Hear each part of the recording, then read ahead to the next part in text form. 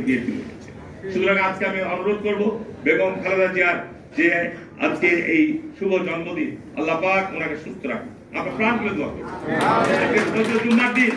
পবিত্র জুম্মার দিন আমরা মসজিদে, আমরা নামাজে, আমরা প্রত্যেকে তার জন্য দোয়া করবো, আল্লাহ পাক তাকে যেন সুস্থ রাখেন, আর তারেক রহমানকে অতি দ্রুত যেন দেশে ফিরিয়ে নিয়ে আসেন।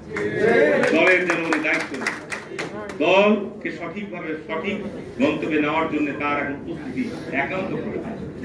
যে কারণে তাকে আমরা এখানে আমরা সাদর অভ্যর্থনা জানানোর জন্য অপেক্ষায় আছি। উনি আসবেন। দেশে ষড়যন্ত্রের বিরুদ্ধে জাতীয়তাবাদী শক্তিকে ঐক্যবদ্ধ থাকতে হবে। আমি বিশেষভাবে বলবো যে বাংলাদেশের ইতিহাসে যখন কোনো দল একক মেজরিটি, বিপুল মেজরিটি, ইভেন আপনি ৭৩ নির্বাচনে দেখেন পার্লামেন্টে শেখ মুজিবের আসন সংখ্যা ছিল ২৯২টি, মাত্র ৮টা বিরোধী দল ছিল। সেই পার্লামেন্টেও শেখ মুজিব বাকশাল কায়েম করেছে, আমরা নিয়ন্ত্রণ করতে পারি না। লুটপাট বলেন, রিলিফ চুরি বলেন, গম চুরি বলেন, এই আপনার চোরাচালান বলেন, সব ক্ষেত্রে তখন আওয়ামী লীগ, যে কারণে ৩ বছরের মধ্যে ওই দল পচে গেছিল, ঠিক না? আর এই পরিণতি শেখ মুজিব একদলীয় শাসন দিয়ে 15 আগস্টে তৈরি হয়েছে। সুতরাং আজকে আমাদের সবাইকে প্রতিজ্ঞা করতে হবে যে আগামী দিনে বিএনপি অবশ্যই আবার সুস্থ নিরপেক্ষ নির্বাচনে ব্যাপক মেজরিটি পাবে। কোন সন্দেহ নেই, যেভাবে করুক না কেন, যে কোনো ষড়যন্ত্র করুক না কেন, এই ষড়যন্ত্র চক্রান্ত আমরা রুখবো ইনশাল্লাহ। আর